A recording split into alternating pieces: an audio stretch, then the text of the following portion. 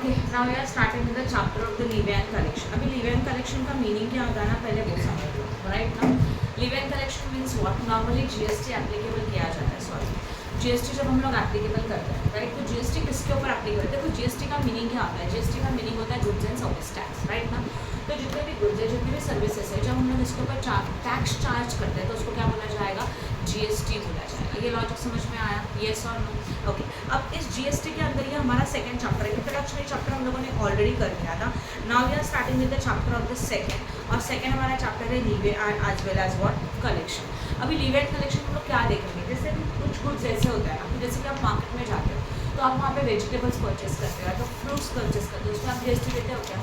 नहीं देते, बराबर ना। तो इस क्वेश्चन में हम लोगों को पता चलेगा, या तो इस चैप्टर में हम लोगों को ये पता चलेगा ऐसे कौन कौन से सर्विसेज है, बराबर है, जो हम लोग जो प्रोवाइड करेंगे उसके ऊपर जीएसटी आएगा कि नहीं आएगा। मतलब उस सर्विसेज के ऊपर अब सप्लाई ऑफ गुड्स तो बाद में कंसिडर होगा। ये है हमारा leeway and collection of the tax. मतलब जब भी हम लोग सर्विसेज को डिफरेंट सर्विसेज को प्रोवाइड करेंगे तो ऐसे कौन कौन से सर्विसेज जिनके ऊपर जीएसटी लीवे मतलब चार्ज किया जाएगा एंड जिनके ऊपर जीएसटी चार्ज नहीं किया जाएगा। समझ में आ रहा है? ये हम लोग इस चैप्टर में सीखेंगे।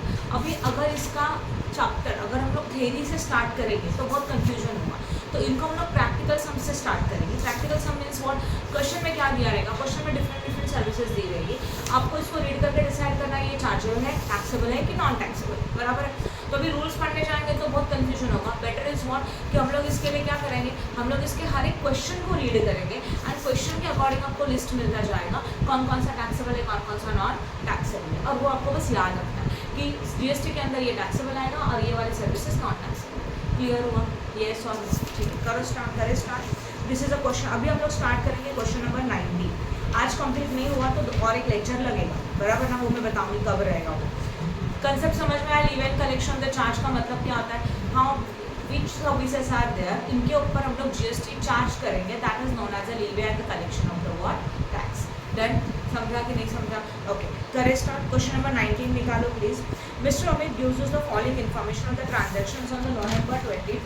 मिस्टर अमित है जहाँ पर हम लोगों ने उनका ट्रांजैक्शन दिया। Mister Amit gives the following information of his transaction for the November 2022 rent received दिया है फॉर फैक्ट्री बिल्डिंग। मतलब देखो हम लोगों ने कुछ एरियाज, कुछ रेंट, कुछ एरिया या तो कुछ रूम हम लोगों ने रेंट पे दिया और उसके ऊपर आपको रेंट मिल रहा है। अभी ये जो रेंट आपको मिला, रिसीव हुआ, उसके ऊपर जीएसटी आएगा कि नहीं आएगा, ये रूल्स हम लोग देखने जा रहे हैं, बराबर ना। तो अकॉर्डिंग टू अभी पहला वाला क्या है, फैक्ट्री बिल्डिंग को लेट आउट किया, मतलब फैक्ट्री बिल्डिंग को भाड़े पे दिया, रेंट मिलेगा, तो ये टैक्सेबल है कि नॉन टैक्सेबल? तो this is a taxable service. ऐसे ही हम लोग पूरा चैप्टर करेंगे, कौन सा टैक्सेबल है, कौन सा नॉन टैक्सेबल है। अगर टैक्सेबल है तो फिर उनका टोटल करके उसके ऊपर कैलकुलेट किया जाएगा कितने का टैक्स, बराबर। How much is your GST, tax means your GST. तो अभी आपको सम करते करते रूल्स याद हो जाएंगे। फैक्ट्री बिल्डिंग रेंट पे दिया तो this is a taxable. Then machinery in a factory, मतलब फैक्ट्रीज में जो मशीनरी है उसमें से आपको रेंट मिला तो that is also taxable.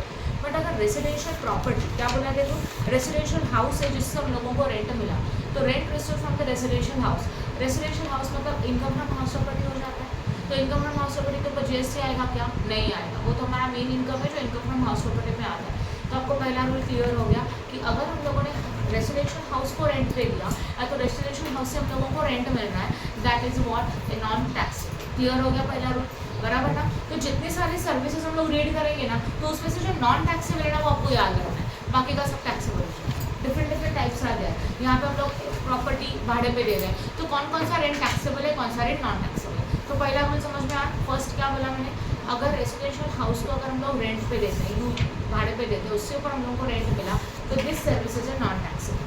Second one, for the furniture for the residential house, residential house का फर्नीचर हम लोग क्या कर रहे हैं, रेंट पे दे रहे हैं, उसके ऊपर रेंट मिला तो that comes under the GST. वो जीएसटी के ऊपर आ सकता है कि अलग से रेंट इतना मिला फर्नीचर से, तो that is taxable under the GST. After that, for open plot of land rented to the circus, circus के लिए हम लोगों ने हमारा प्लॉट भाड़े पे दे दिया तो आपको रेंट मिला, this is also taxable under the GST. ये भी क्या हो जाएगा, जीएसटी के अंदर टैक्सेबल हो जाएगा। देन एग्रीकल्चरल प्लॉट, क्या लगता है आपको, ये आप खुद भी बता सकते हैं।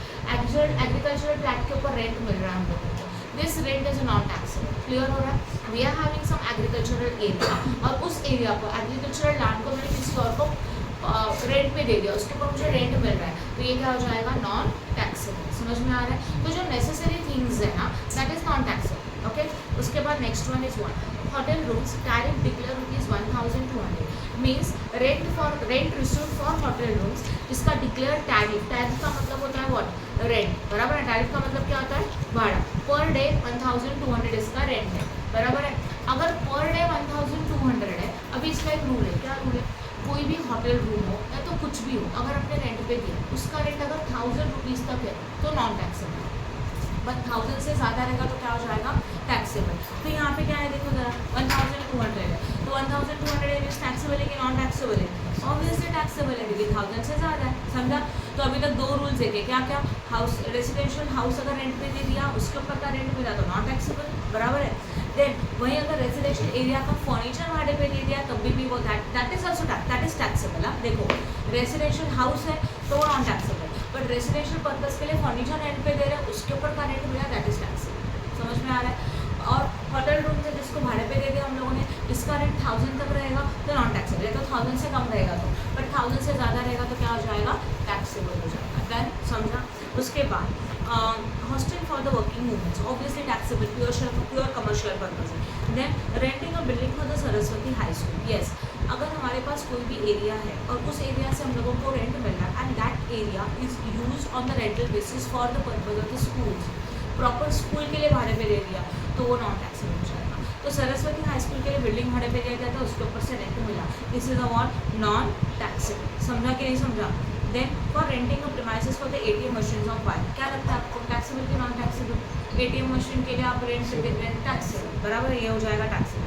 For renting the rooms for the religious purpose where rent for the per day is 750, same rule, क्या रूल बताया था, 1000 तक का रेंट रहेगा तो क्या हो जाएगा, नॉन टैक्सेबल, बराबर ना। 1000 से ज़्यादा रहेगा तो टैक्सेबल, भले वो रिलीजियस पर्पज हो या तो नॉन रिलीजियस पर्पज हो, तो ये तो 750 है, तो this is what, non taxable, clear हो रहा है। उसके बाद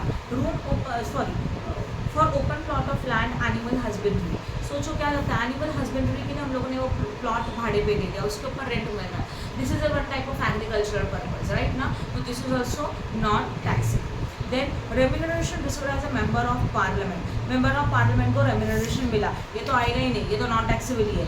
and pension is received from the ex employer को पेंशन मिला तो ये भी क्या हो जाएगा, नॉन टैक्सेबल, समझ में आया। तो पूरे क्वेश्चन को जब हम लोगों ने रीड किया तो उसके conclusion is what, house property rent पे दे रहे हो, नॉन टैक्सेबल, राइट है। हाउस प्रॉपर्टी के अलावा फर्नीचर मशीनरी कुछ भी भाड़े पे दे दिया तो वो टैक्सेबल। अगर आप रेंट पे दे रहे हो, जिसका रेंट होटल रूम्स है या तो होटल रूम्स है या तो रिलीजियस पर्पज़ के लिए कोई हॉल, कम्युनिटी हॉल या अदरवाइज कुछ भी भाड़े पे दे दिया तो उसका रेंट अगर 1000 पर डे तक है तो नॉन टैक्सेबल, 1000 से ज़्यादा रहेगा तो क्या हो जाएगा, टैक्सेबल। और अगर कोई बिल्डिंग एरिया, उसके बाजू का एरिया, अगर हम लोगों ने एजुकेशनल इंस्टीट्यूट को भाड़े पे दे दिया, specifically school and college, education institution में क्लासेस नहीं आता, क्लासेस का हमारा अर्निंग पर्पज प्रॉफिट अर्निंग होता है तो वो इसमें नहीं आएगा। तो किसी भी स्कूल के लिए, किसी भी कॉलेज के लिए अगर एजुकेशनल पर्पज़ के लिए अगर भाड़े पे दे दिया, that is also non taxable, बराबर ना। रेम्यूनरेशन अगर MP/MLA ने रिसीव किया तो एक्चुअली इसके शेड्यूल्स है, शेड्यूल नंबर 1, 2, 3, तो 1, 2, 3 को पढ़ने जाएंगे तो बहुत डिटेल्स है, तो बहुत ज़्यादा कन्फ्यूजन होगा, उससे अच्छा क्वेश्चन करते जाएंगे तो रूल्स धीरे धीरे याद हो जाएंगे, समझ में आया। तो ये MP को मिला हुआ रेगुलेशन शेड्यूल 3 के अंदर आता है, इसलिए वो यहाँ कंसिडर नहीं होता। And as well as pension received from the ex employer is not service as a schedule 3, schedule 3 के हिसाब से ये सर्विस है ही नहीं, एक्स एम्प्लॉयर को जो पेंशन मिल रहा है ये सर्विस नहीं है, इसके लिए वो यहाँ पे आएगा ही नहीं, समझ में आया, येस और नो। देन जो MP/MLA को रेम्यूनरेशन मिलता है वो भी सर्विस नहीं है, मतलब जो MPs है, जो MLAs है, जो आपको जो प्रोवाइड करते हैं उनको जो अमाउंट दिया जाता है उसके सर्विस के अगेंस्ट में नहीं दिया जाता, they are not providing the service, वो सर्विस के डेफिनेशन में नहीं आता, इसके लिए वो नॉन टैक्सेबल रहेगा। समझ में आया रूल्स क्या क्या है वो, येस और नो। चलो स्टार्ट करें, पॉज करें।